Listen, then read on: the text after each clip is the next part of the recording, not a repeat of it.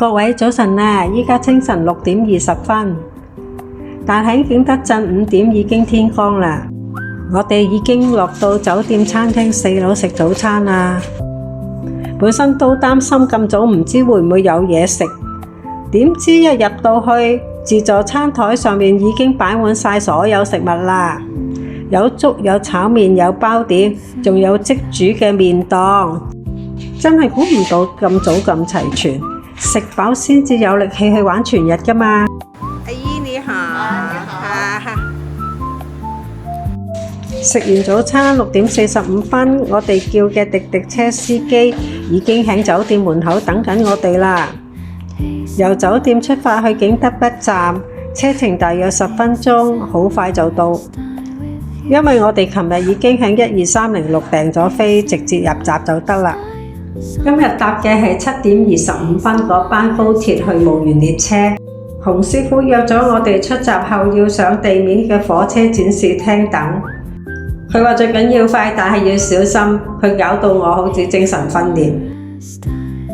唉，行到我哋死下，終於成功抵達集合點。洪師傅帶我哋2個全日玩，另外3個就半日遊。佢仲兼埋導遊，非常細心。我哋嘅團費已經包咗黃嶺嘅門票同埋纜車。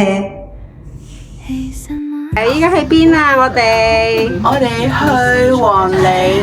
係啊，黃嶺有啲咩睇啊？去睇晒秋。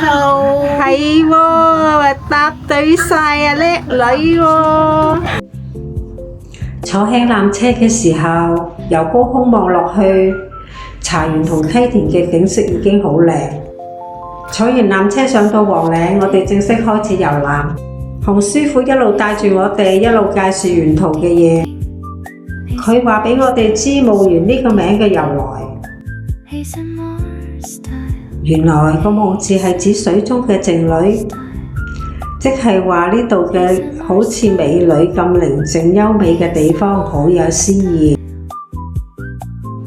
第一個路口，我哋就見到2位大哥喺度整爆米桶，一條長長地好似蛋卷咁嘅形狀。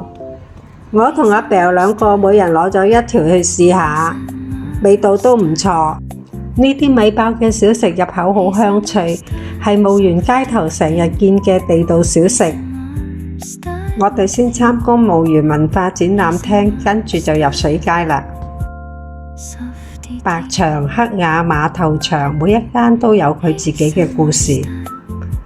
未入到景點，已經感受到呢度嘅文化氣息。我哋就走到玻璃橋度，我哋終於親眼睇到傳說中嘅晒秋。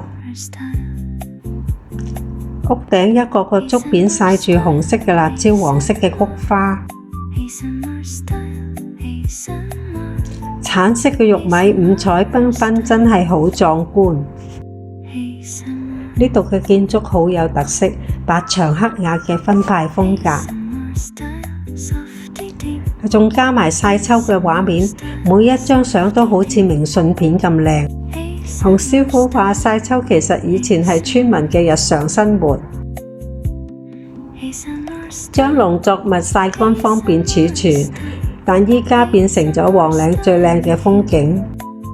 離開咗黃嶺之後，我哋準備去午餐。午餐我哋喺武鄉菜館，洪師傅推薦我哋訂咗1雞2味，但口感麻麻，雞好硬，雞頭好肥。跟住放低3位客人喺高鐵站，我哋就出發去月亮灣。依家呢架車只得我哋2個，點坐都得。個灣就好靚啦，行入去樹都唔多棵，曬到我哋咩斑都出埋。河水彎成月亮咁嘅形狀，企喺觀景台影過去真係好靚。由上而下望晒成個月亮灣，完全係明信片嘅角度。跟住我哋去李坑古村，天氣實在太熱啦，我哋都係坐火車入去，再行可能會中暑。